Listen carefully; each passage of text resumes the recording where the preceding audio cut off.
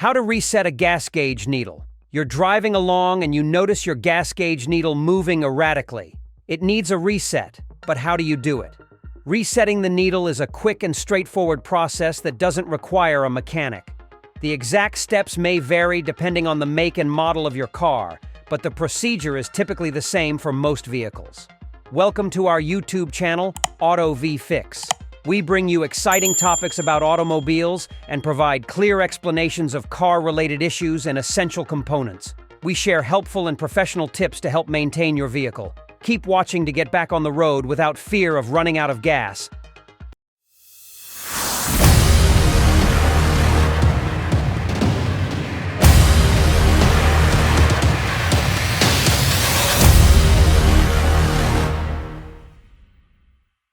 Resetting the needle with the Trip Odo button. 1. Put the key into the ignition switch and turn it to the on position. Make sure you're parked on a flat surface so the fuel in the tank is level. Push the Trip Odo button to put the odometer into ODO mode.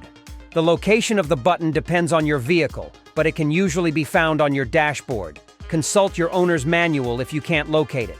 3. Turn the car key back to the off position. Keep it in the ignition. You'll have to turn the car on and off several more times throughout the reset process. 4. Press and hold the Trip Odo button and turn the car back on. While you're holding the button, turn the key back to the on position. Hold the button down for another 2 seconds after the car's back on, then release. 5. Press and release the Trip Odo button 3 times, holding it down the 3rd time. Complete all of your buttons. 6. Press and hold the Trip Odo button again until the odometer says 1. This means that the reset process has begun. Keep holding the button down while the fuel gauge resets. 6. Release the Trip Odo button once the reset is complete. You'll know the process is finished when the odometer display moves back to normal. After you release the button, your gas gauge is reset. You're free to turn the car off and remove the key from the ignition. Method 2. Diagnosing and fixing fuel gauge problems. 1. Replace any blown fuses. Turn the car on and off several times and look for needle movement. If the needle doesn't move at all, it probably means there's a blown fuse that needs to be replaced. Check the fuse box, likely located in the engine compartment or the driver's side dash, for a damaged fuse, probably labeled instrument panel or illumination. 2. Clean off corrosion on the sending unit's ground connector. The sending unit is a small sensor located on the outside of the fuel tank underneath the car. Examine the ground connector for any corrosion from salt, rain, or snow. Remove the wire by twisting off the nut that holds it in place with pliers, and then brush the buildup away. 3.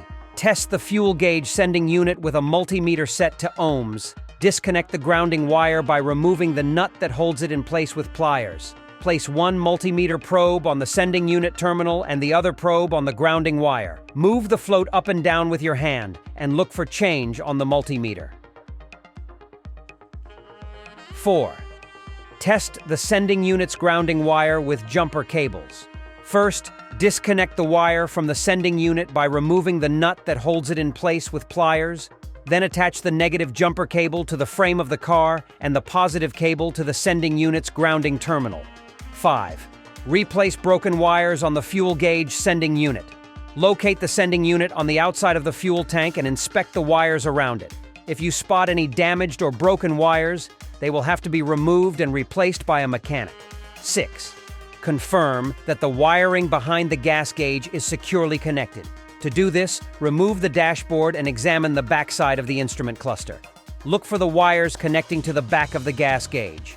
If they're loose, tighten the nut holding them in place with pliers. If they're damaged or broken, a mechanic will have to replace them.